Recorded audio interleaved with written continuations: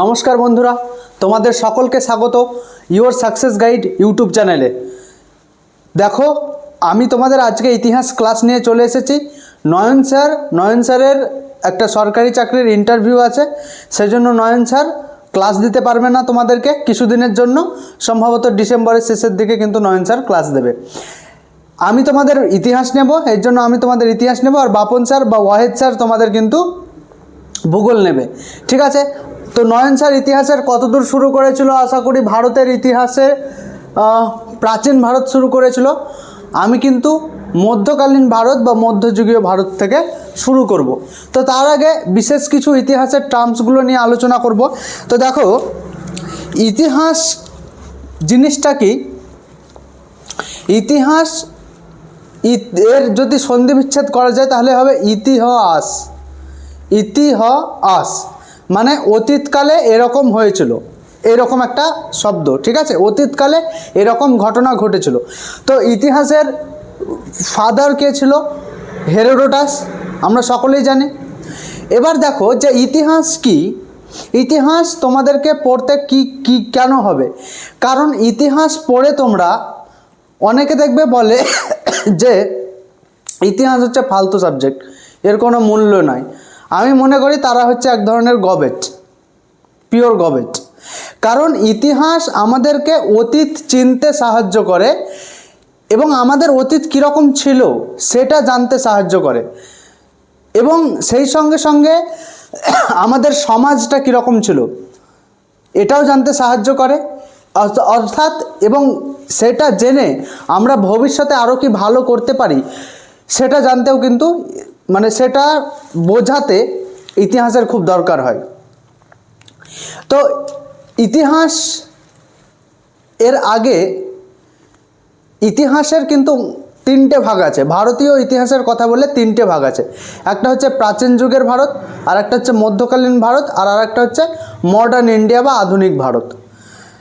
এবার দেখো, আমি কি বললাম যে ইতিহাস, ভারতের ইতিহাসকে আমরা তিনটি ভাগে ভাগ করি।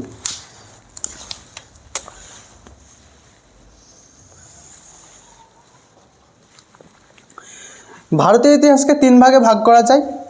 একটা হচ্ছে প্রাচীন ভারত, প্রাচীন ভারত যেটাকে বলে অ্যানসিয়েন্ট ইন্ডিয়া। যেটাকে কি বলে স্যার? Ancient India. ঠিক আছে? তারপরে মধ্যকালীন ভারত বা মধ্যযুগীয় ভারত বলতে পারো। মধ্যকালীন ভারত, মেডিভেল ইন্ডিয়া, আর মডার্ন ইন্ডিয়া বা আধুনিক ভারত। আধুনিক ভারত যেটাকে বলা হচ্ছে মডার্ন ইন্ডিয়া। এই তিন ভাগে মূলত ইতিহাসকে ভাগ করা হয়। তো আগেই বললাম যে ইতিহাস আমাদের সমাজকে চিনতে, জানতে এবং ভবিষ্যতে আমরা আরও কিছু বেটার করতে পারি, এই জন্য সমাজের জন্য আরও যা কিছু বেটার করা যায়, এই জন্য আমাদেরকে কিন্তু ইতিহাসকে খুব জানা দরকার। কারণ ইতিহাস না জানলে আমাদের জীবন বিফল, আমাদের জীবন শূন্য। বুঝতে পেরেছ? ইতিহাস না জানা মানে নিজের পরিবারকে, নিজের দেশকে না জানা বা না চেনা, এর মতো বিষয় একটা। যাই হোক, তাহলে আমরা দেখো, নয়ন স্যার তোমাদের প্রাচীন ভারত কিন্তু শুরু করে দিয়েছিল। মধ্যকালীন ভারত আমি কিন্তু এখান থেকে শুরু করব। ঠিক আছে? তারপরে নয়ন স্যার এসে যতটুকু কমপ্লিট করতে পারি আমি, তারপর থেকে নয়ন স্যার তোমাদেরকে করিয়ে দেবে। দেখো, ইতিহাস হচ্ছে কি? ইতিহাস হচ্ছে পৃথিবী যা কিছু ঘটে গেছে, অতীতের যা কিছু ঘটনা, সেটাই হচ্ছে ইতিহাস। এবার সমস্ত কিছু ঘটনাই কি ইতিহাস? The answer is no. সমস্ত কিছু পৃথিবীতে তো অনেক কিছুই ঘটনা ঘটে গেছে, সেগুলি কেন আর সেই ঘটনাগুলি কেন ইতিহাস নয়? এর কারণ হলো যে ঘটনাগুলি ঘটে গেছে এবং সেই ঘটনাগুলির কিছু ঐতিহাসিক বা আমাদের সমাজে এবং আমাদের সংস্কৃতিতে সেটার গ্রেট ইম্প্যাক্ট হয়েছে, সেটাই হচ্ছে ইতিহাস। যেমন যেমন মোহাম্মদ বিন কাসিমের আক্রমণ ভারতীয় সংস্কৃতিতে এবং সমাজে এর প্রভাব আছে, অবশ্যই আছে। ইংরেজদের আক্রমণ ভারতীয় সংস্কৃতিতে প্রভাব আছে বা সমাজে প্রভাব আছে, ইয়েস স্যার আছে। চন্দ্রগুপ্ত মৌর্যের সাম্রাজ্য বিস্তার, এটারও ইতিহাস, এটারও সমাজে একটা ইম্প্যাক্ট আছে, সংস্কৃতিতে একটা ইম্প্যাক্ট আছে, তাহলে সেটাও কিন্তু ইতিহাস। বুঝতে পেরেছ? তাহলে ইতিহাস হচ্ছে এমন কিছু ঘটনাগুলি যার আমাদের সমাজে, আমাদের সংস্কৃতিতে একটা বিশাল প্রভাব আছে, যার সেই ঘটনাগুলি হচ্ছে আসলে ইতিহাসের মধ্যে পড়ে। বুঝতে পেরেছ? ইতিহাসের অনেক কিছু জিনিস আমরা জানতে পারি বই থেকে, বিভিন্ন ভাস্কর্য থেকে, ভাস্কর্য শিল্প থেকে, পাথরের গায়ে যে সমস্ত লেখা থেকে, অনেক কিছু যা কিছু লেখা, কিছু কিছু পড়া গেছে, কিছু কিছু পড়া যায়নি, এবং যেগুলি খুব আবার কিছু কিছু আছে যেগুলিকে খুব সুন্দরভাবে পড়া গেছে, মানে যেগুলিকে বোঝা গেছে। তো চলো তাহলে আমরা এবার মধ্যকালীন ভারত সম্পর্কে আলোচনা করা যাক। দেখো, আমরা আলোচনা করব হচ্ছে মধ্যকালীন ভারত। এখান থেকে আমরা শুরু করব।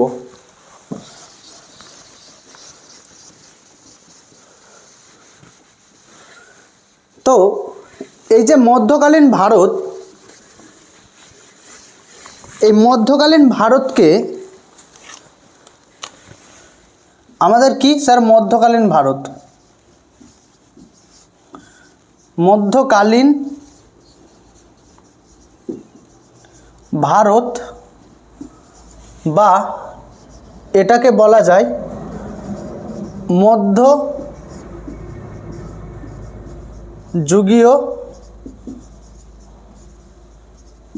ভারত। ঠিক আছে, এটা হচ্ছে মেডিভেল ইন্ডিয়া।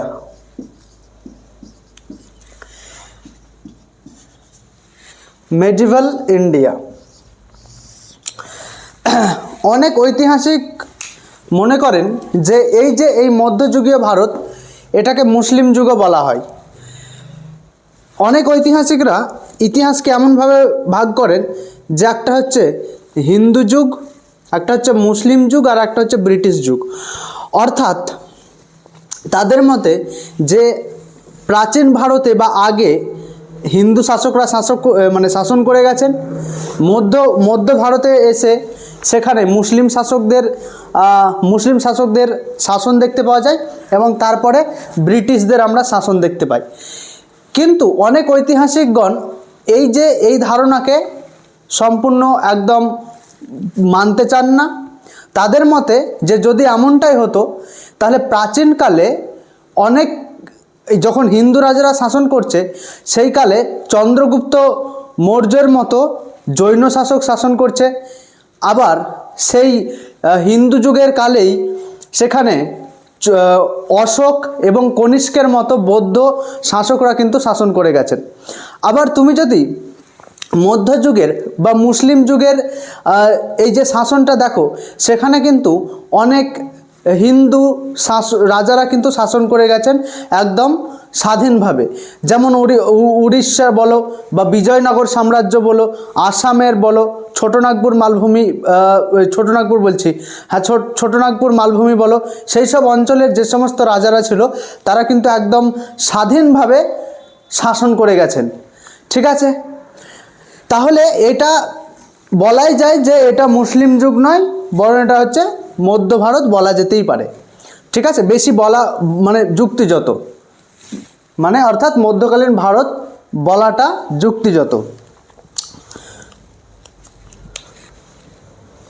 যুক্তিগত সরি। তো মধ্যকালীন ভারতে আমাদেরকে কি পড়তে হয়? মধ্যকালীন ভারতে আমরা যেটা পড়ব সেটা হচ্ছে, এখানে তোমাদেরকে পড়তে হবে যে, আচ্ছা আমি বলে নিই যে মধ্যকালীন ভারত কোন সময়টা। মধ্যকালীন ভারত সময়টা হচ্ছে 712 এডি থেকে 712 এডি থেকে 1707 এডি পর্যন্ত, অর্থাৎ ঔরঙ্গজেবের মৃত্যু পর্যন্ত, অর্থাৎ মুঘল সাম্রাজ্যের বলা যেতেই পারে যে পতন পর্যন্ত। এটা হচ্ছে মধ্যকালীন ভারত।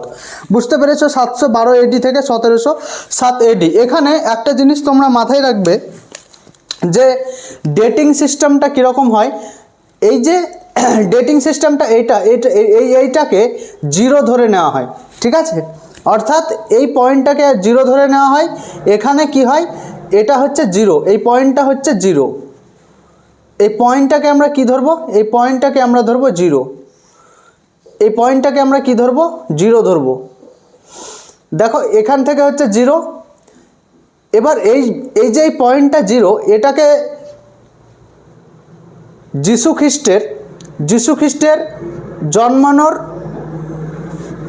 সময়টাকে আমরা শূন্য ধরি, এবং যিশু খ্রিস্টের জন্মানোর পরের বছরগুলো আমরা এডি হিসাবে গণনা করি, এবং যিশু খ্রিস্টের জন্মানোর পরের আগের সেই বছরগুলোকে আমরা কিন্তু এই বিসি বা বিসিই হিসাবে জানি।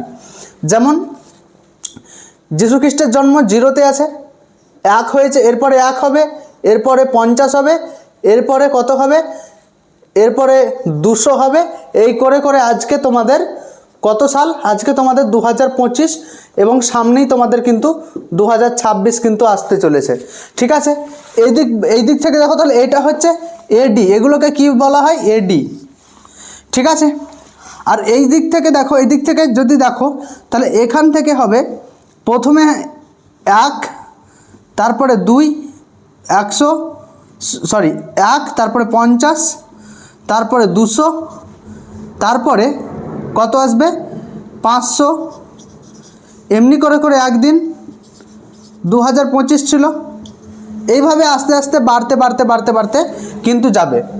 অর্থাৎ যদি বলে এগুলো কি হবে, এগুলো হবে বিসি, এগুলোকে বিসি বলে বা বিসিই, দুটোই একই জিনিস, দুটোই হচ্ছে একই জিনিস, ঠিক আছে?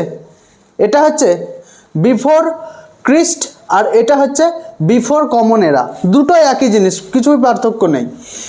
তাহলে যদি বলে যে, আমি যদি বলে যে 1 এডি, এখন থেকে এখান থেকে তুমি যদি যাও, এই দিক থেকে আস্তে আস্তে কিন্তু সালগুলো কি হবে, কমতে থাকবে।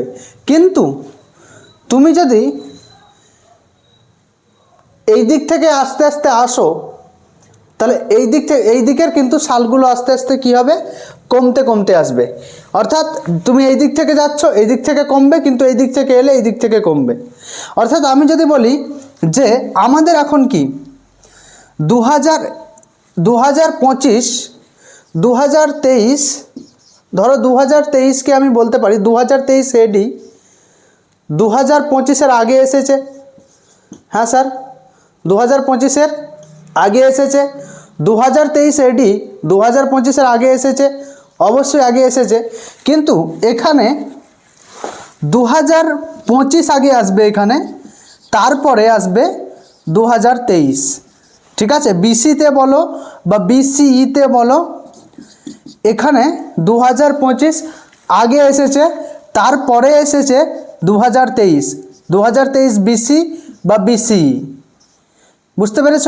বিসিই, বিফোর কমন এরা, ঠিক আছে? আর এইখানে প্রথমে এসেছে 2025, এখানে যখন বিসিইর কথা বলবো, এটা আগে এসেছে, এটা আগে এসেছে, তারপরে 2023 পরে এসেছে, 2023 বিসিইটা পরে এসেছে, 2025 বিসিইটা আগে এসেছে, আর 2025 বিসিইটা পরে এসেছে। কিন্তু দেখো যখন এডির কথা হবে, এডি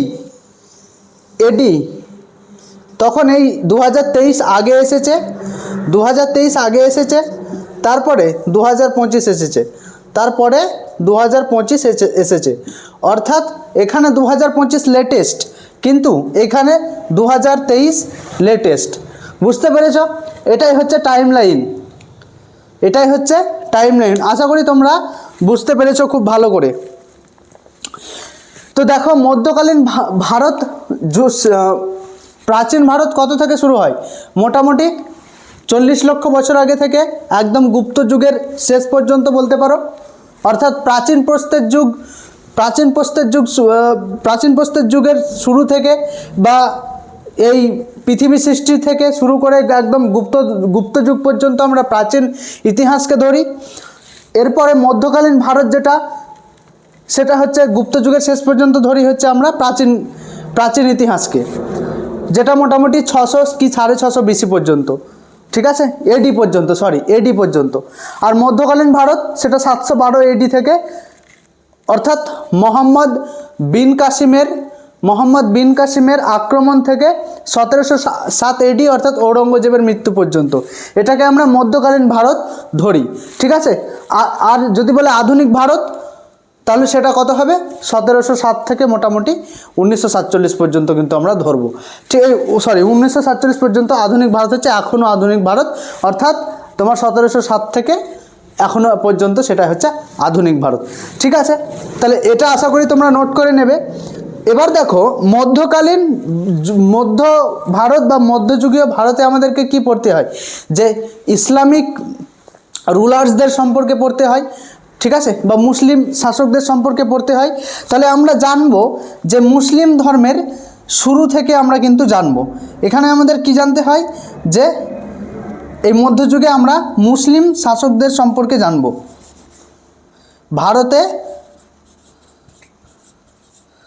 ভারতে মুসলিম শাসন, ঠিক আছে, শাসন সম্পর্কে জানবো, ঠিক আছে। তাহলে দেখো এটুকু আমি মিটিয়ে দিচ্ছি।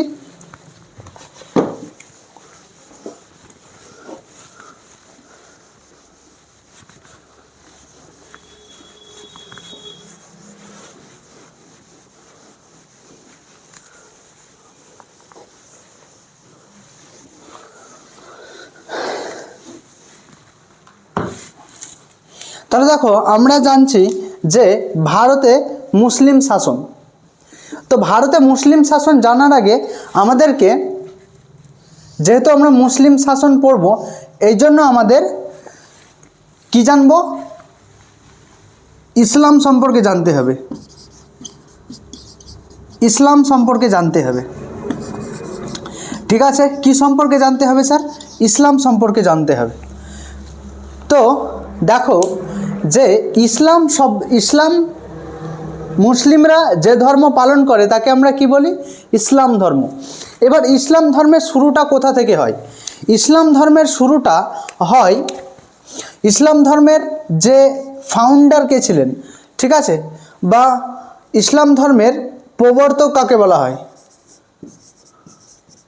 প্রবর্তক কাকে বলা হয়? সেটা হচ্ছে হজরত মোহাম্মদ সাহেবকে। হজরত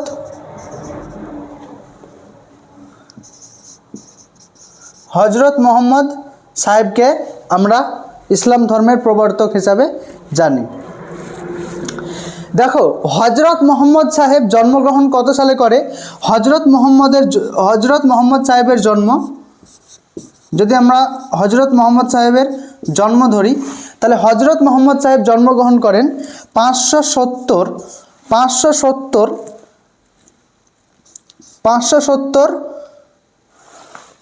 এডিতে, 570 এডিতে, ঠিক আছে। এবং কোথায় হজরত মোহাম্মদ সাহেব জন্মগ্রহণ করেন? হজরত মোহাম্মদ সাহেব জন্মগ্রহণ করেন হচ্ছে মক্কাতে। কোথায়? মক্কাতে।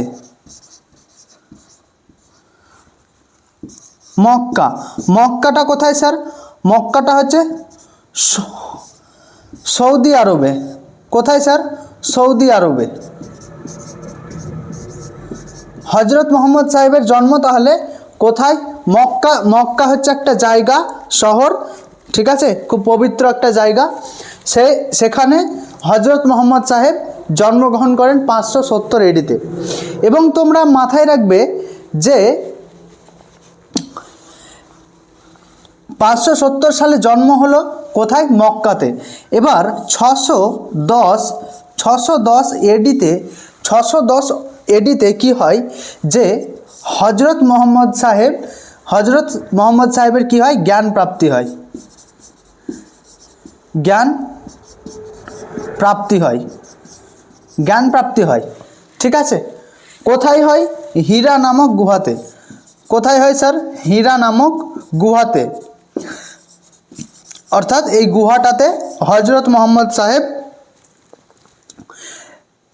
কি করে, এনলাইটমেন্ট পায়। ঠিক আছে,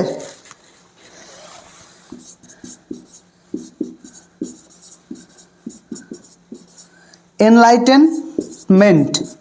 ঠিক আছে, অর্থাৎ জ্ঞান প্রাপ্তি হয় কোথায়, এই হীরা নামক গুহাতে। ঠিক আছে, আশা করি তোমরা এইটু এতটুকু নোট করে নাও, আমি পরবর্তী আরও বলছি। তো এরপর দেখো কি হয়, যে হীরা নামক গুহাতে কি বললাম, হজরত মোহাম্মদ সেখানে জ্ঞান প্রাপ্তি করে। এবার হীরা গুহাতে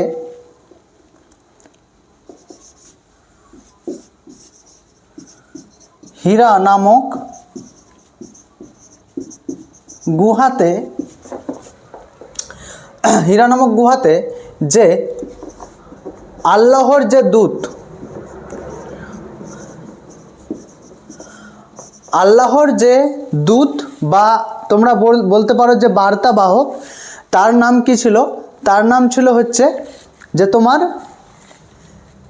গ্যাব্রিয়েল।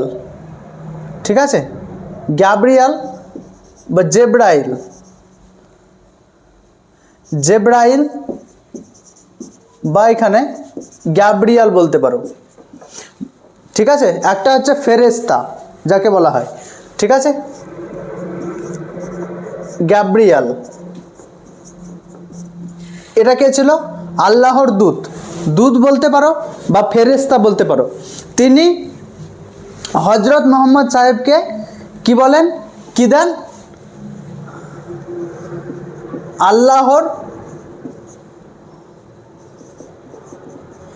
আল্লাহর কি দেন, বার্তা দেন।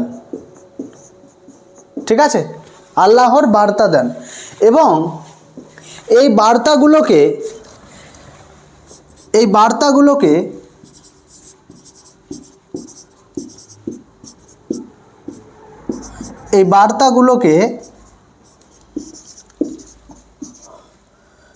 হজরত মোহাম্মদ সাহেব কি করে,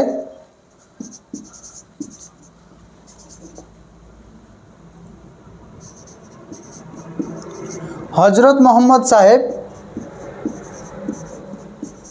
এই বার্তাগুলোকে হজরত মোহাম্মদ সাহেব মক্কাতে প্রচার করতে থাকে, মানে প্রচার করতে শুরু করে, প্রচার করে এবং সেখানকার যে সমস্ত মানুষগুলো ছিল তাদেরকে সাথে নেয়, প্রচার করে ও সেখানকার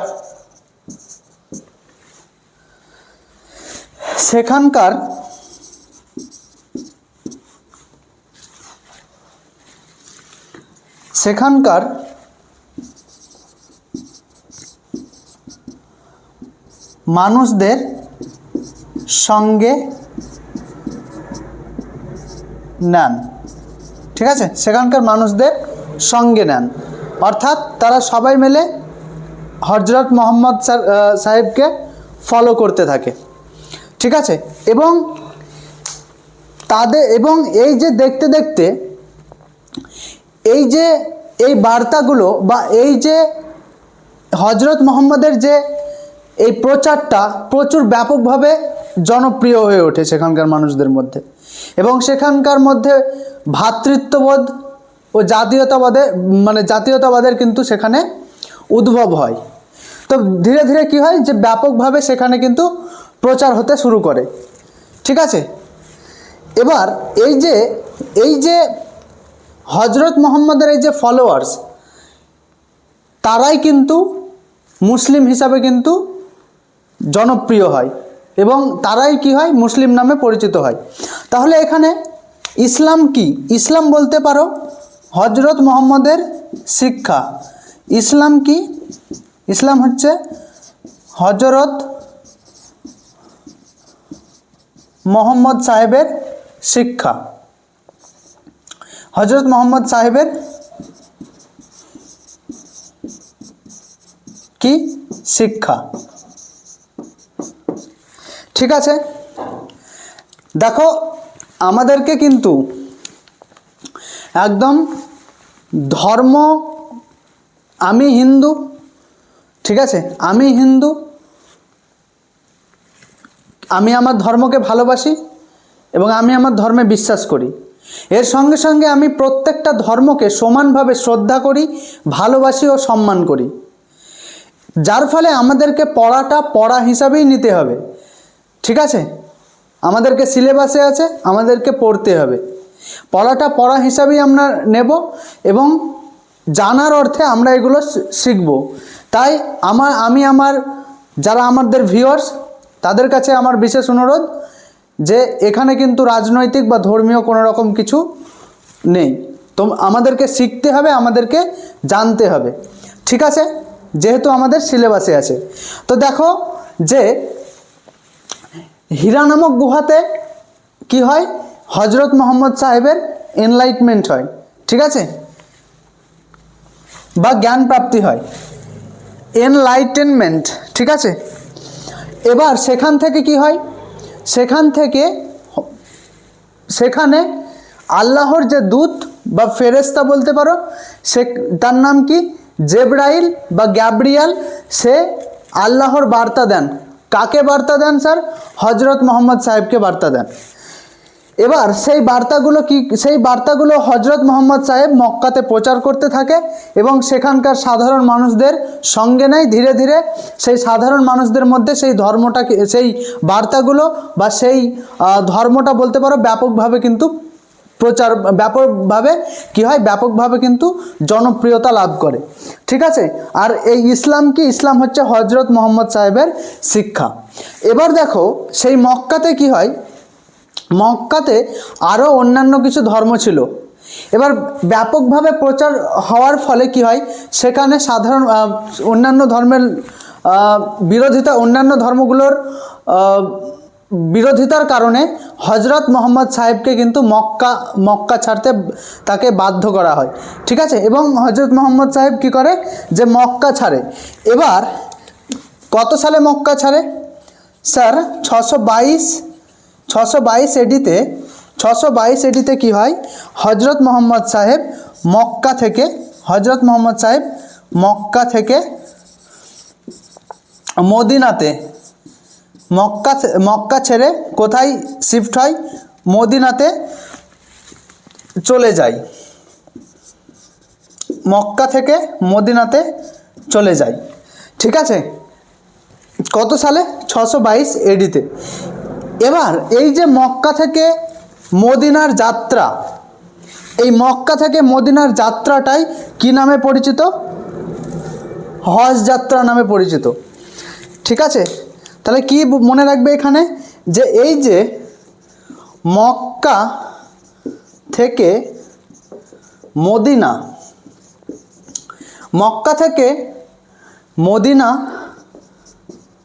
মদিনার এই যে যাত্রাটা, এটাই কি হয়?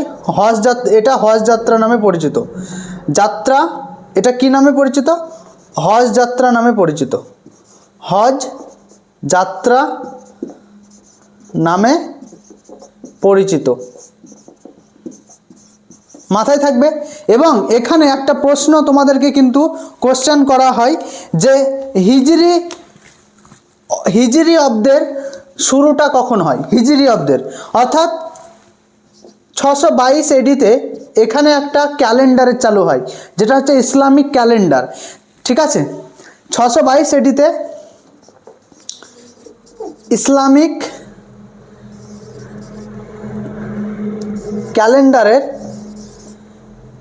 ক্যালেন্ডারের চালু হয়। ইসলামিক ক্যালেন্ডার চালু হয়, এর নাম কি? হিজরি সংবাদ, হিজরি অব্দ। ঠিক আছে, বা হিজরি সংবাদ বলতে পারো, বা হিজরি অব্দের শুরু হয় কত সালে?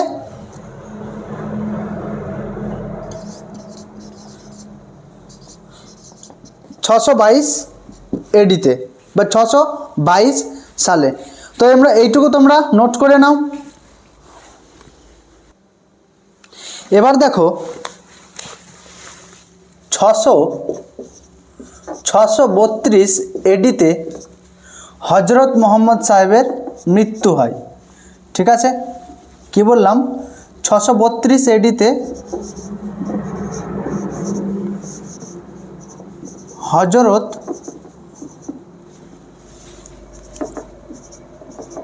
মোহাম্মদ সাহেবের মৃত্যু হয়। ঠিক আছে, কত সালে? 622 এডিতে। এবার হজরত মোহাম্মদ সাহেবের মৃত্যুর পরে এখান থেকে কিন্তু খলিফার পদ শুরু হয়। কি হয়? এখানে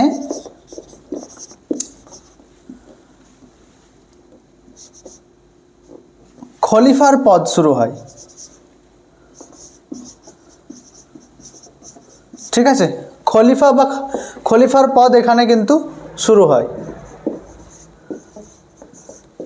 খলিফা কি? খলিফা হচ্ছে মুসলিম ধর্মের সর্বোচ্চ পোস্ট। ঠিক আছে, মুসলিম ধর্মের সর্বোচ্চ পোস্ট। এবং খলিফারা কি করবে? ইসলাম ধর্মের প্রচার ও প্রসার করবে। তাহলে কি করবে স্যার? যে খলিফা পদ শুরু হয়, ঠিক আছে, কী জন্য শুরু হয়? মুসলিম ধর্মের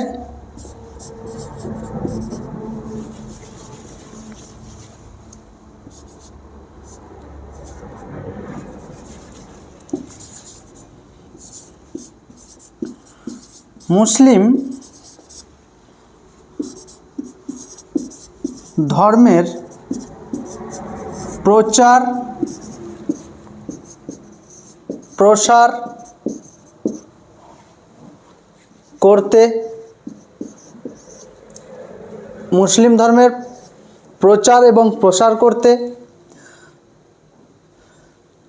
এবং এটি হলো আর একটা পয়েন্ট কি লিখবে? যে খলিফা পদ শুরু হয়। খলিফা পদটা কি? মুসলিম ধর্মের প্রচার ও প্রসার করার জন্য খলিফা পদে শুরু হয়। এবং এই খলিফা, এই যে পদটা খলিফা, এটাই হলো সর্বোচ্চ পদ। মুসলিম ধর্মের বলতে পারো সর্বোচ্চ পোস্ট বা পদ, সর্বোচ্চ পদ। ঠিক আছে, এবার দেখো যে হজরত মোহাম্মদ সাহেবের মৃত্যুর পরে এখানে মুসলিম ধর্ম দুটো ভাগে বিভক্ত হয়ে যায়।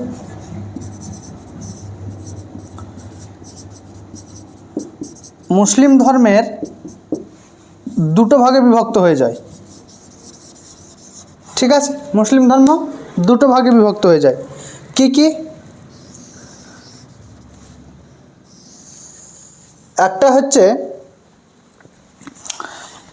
শিয়া মুসলিম, আর আরেকটা হলো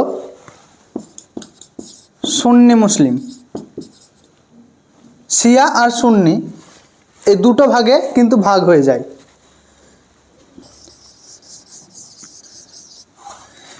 শিয়া মুসলিম 25% থেকে মোটামুটি 30% মানুষরা এই শিয়া মুসলিমকে সাপোর্ট করতে থাকে। এবং সুন্নি মুসলিমদের এটা কিন্তু মোটামুটি তোমার 70 থেকে 75% লোক কিন্তু এই সুন্নিদের সাপোর্ট করতে থাকে। প্রথমে হজরত মোহাম্মদ সাহেবের মৃত্যুর পরে প্রথমে ঠিক হয়েছিল যে আলী, মোহাম্মদ আলী তিনি হবেন প্রথম খলিফা। কিন্তু প্রথম খলিফা হয়ে যায়, কে হয়ে যায় প্রথম খলিফা? আবু বকর। ঠিক আছে, আবু বকর। তো যারা আলীদের ফলোয়ার হয় আলী সাহেবের যাদের ফলোয়ার হয় তারা শিয়া নামে পরিচিত, এবং আবু বকরদের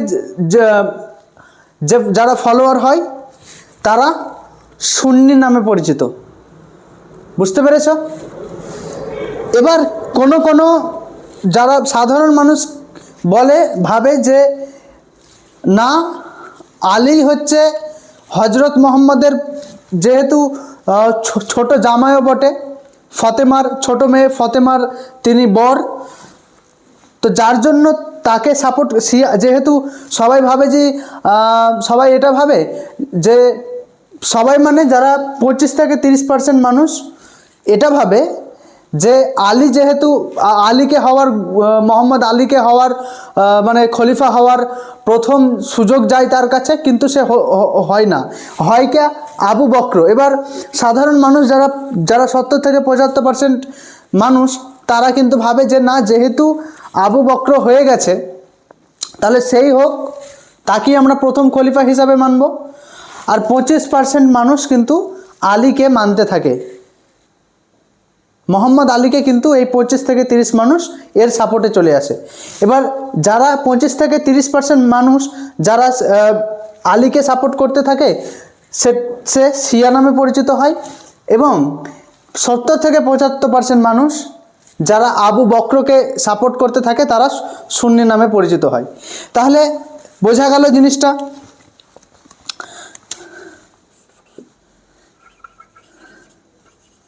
তাহলে মোহাম্মদ আলী, ঠিক আছে, এবং আলী কে ছিল? আলী ছিল হজরত মোহাম্মদ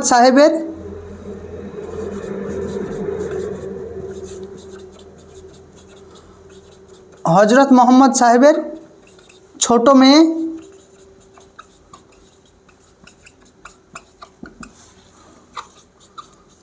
ফতেমার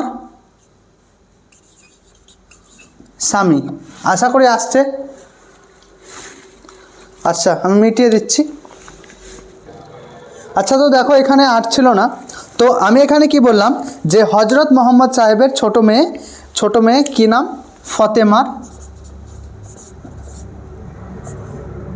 ফতেমার স্বামী, ফতেমার বর কে ছিল?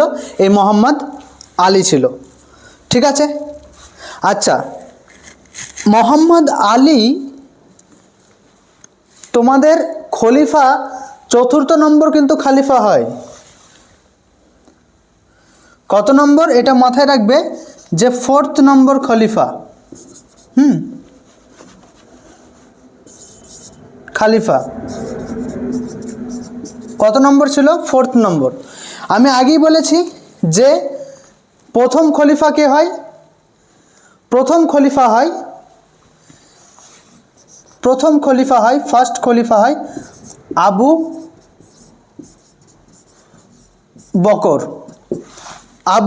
বকর। সেকেন্ড খলিফা কে হয়?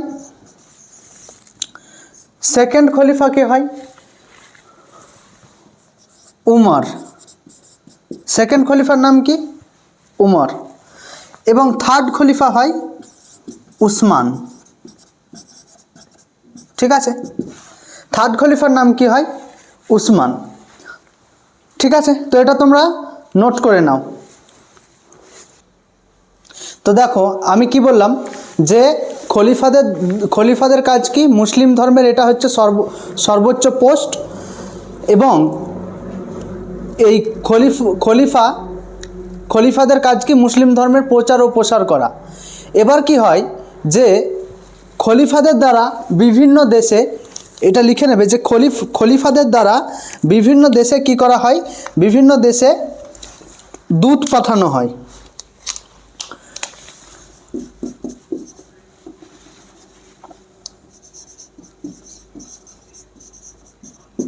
খলিফাদের দ্বারা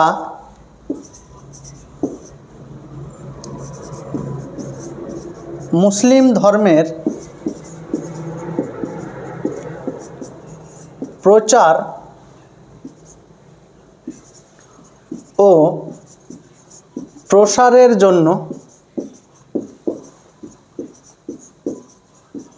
প্রচার ও প্রসারের জন্য কি করা হয়, বিভিন্ন দেশে দূত পাঠানো হয়। ঠিক আছে, বিভিন্ন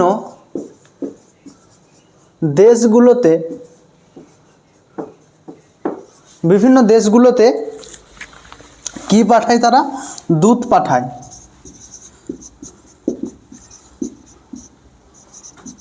দূত পাঠানো হয়।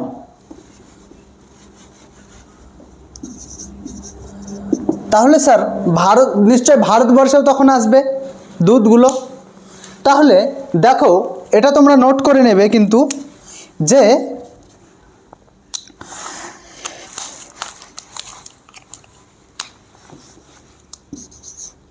উমর খলিফার দ্বারা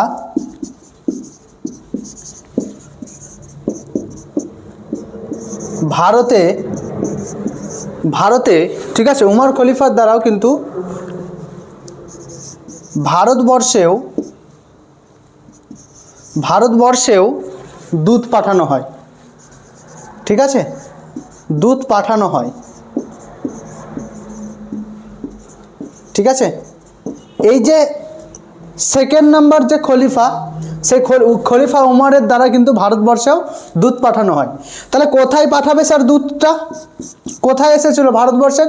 মনে রাখবে, যে জায়গাটায় সেই দূতটা এসেছিল, সেই জায়গাটার নাম ছিল কেরালাতে। কোথায় পাঠানো হয় স্যার? কেরালাতে পাঠানো হয়। কোথায় এসেছিল সেই দূতটা? কেরালাতে, কেরলে।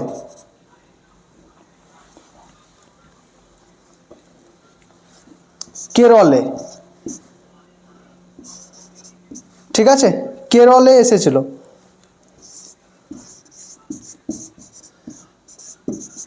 ঠিক আছে, তাহলে উমর খলিফার দ্বারা ভারতবর্ষেও কিন্তু একটা দূতকে পাঠানো হয়, এবং সেই দূতটা কোথায় এসেছিল? কেরলে এসেছিল। তাহলে স্যার সেই দূতটার নাম কি ছিল? মনে রাখবে যে সেই দূতটার নাম ছিল আরবাজ। সেই দূতের নাম কি? আরবাজ। সেই দূতটার নাম কি? আরবাজ। ঠিক আছে, এবং কত সালে এসেছিল স্যার? আরবাজ এসেছিল তোমার কত সালে পাঠানো হয়েছিল তাকে? 636 এডিতে এসেছিল।